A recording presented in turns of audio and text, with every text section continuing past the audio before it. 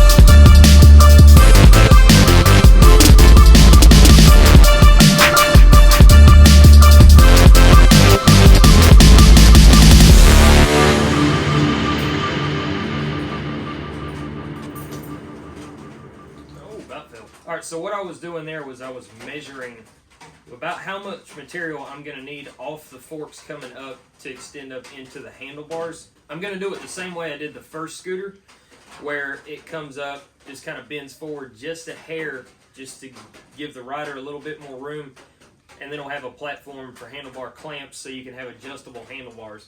You don't want to get it to the complete height of the handlebars because you're just going to end up having to cut it off anyway.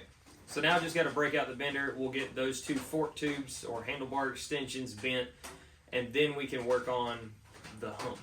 All right, let's get bending.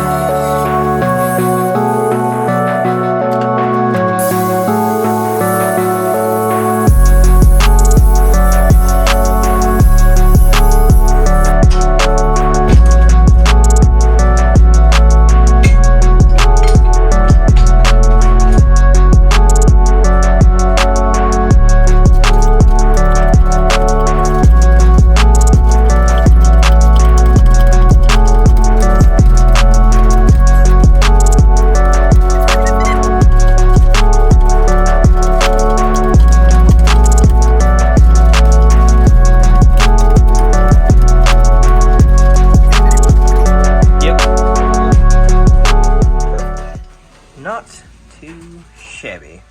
That'll do.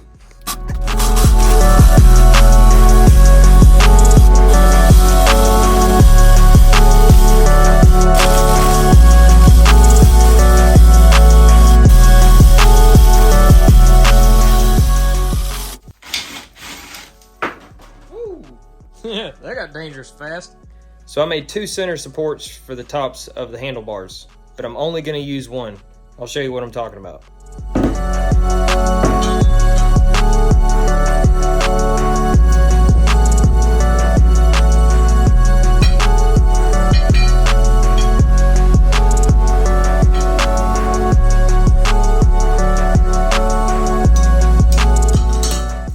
I'm only going to weld in this top support. This bottom one I cut to the same length just to keep this square.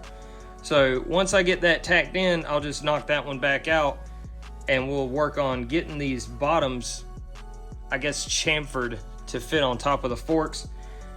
I've also got this piece on the bottom to keep it square. The bottom, I'm not insanely concerned about being flush cut because we're gonna cut those back anyway. But I've got it clamped down on the bottom so that I can spin these if I need to.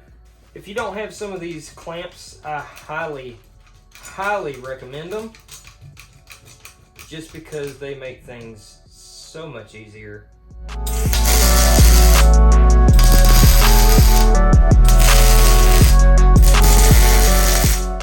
It held square, so that's good. Now, take this out.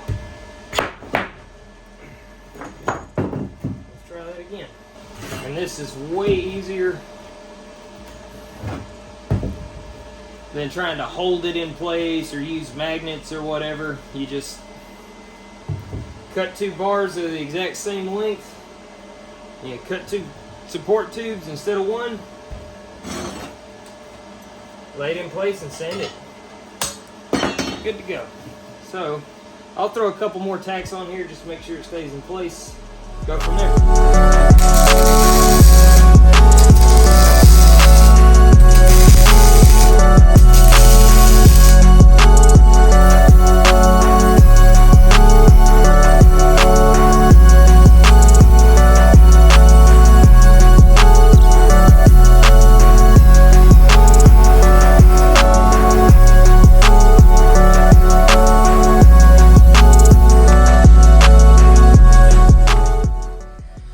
Okay, so because of this lip right here for the bearings, I had to lift it up off the floor. I did that with some scrap 1.5" square tube that I had. The fitment looks pretty good. So now I'm gonna go ahead and tack this in, and then we can finally put this full set of handlebars on that frame.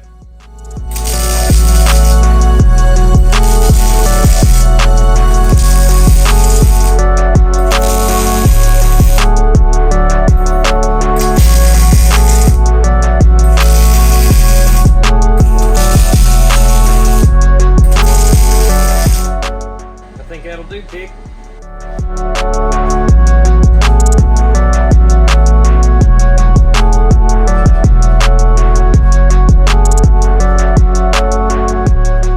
Okay, handlebars are on. Let's see how we did. Okay, so roughly your standing position. If you decide to go this route and you make a set of forks, don't have them go the full height of where you want your arms to be, especially if you're using adjustable handlebars. Like if you're going to use something like we're using with dirt bike or pit bike handlebars, probably cut it about 4 to 6 inches shorter than your riding stance so that you have room for those handlebars so you're not up here with them. I've got a set of handlebars right here, right about there.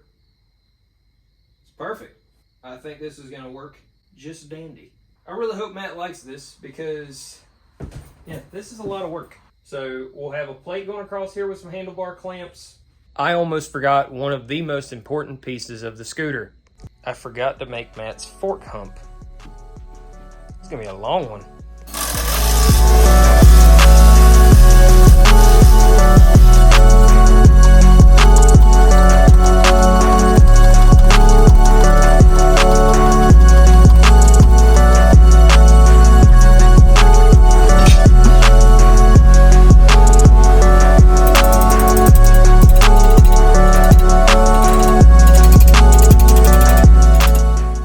I think that turned out mighty fine, if I do say so myself. I think it come out pretty good. Time to throw some more tacky tacks.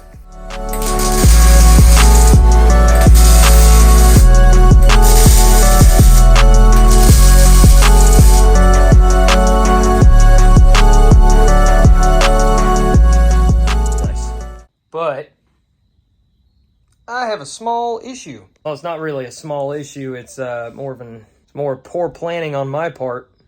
I use 1/4 inch by 2 inch plate for the top plate for the handlebars as well as the wheel tabs. I need roughly 1.5 foot of it to make all the tabs and that top plate. I have about 6 inches of it.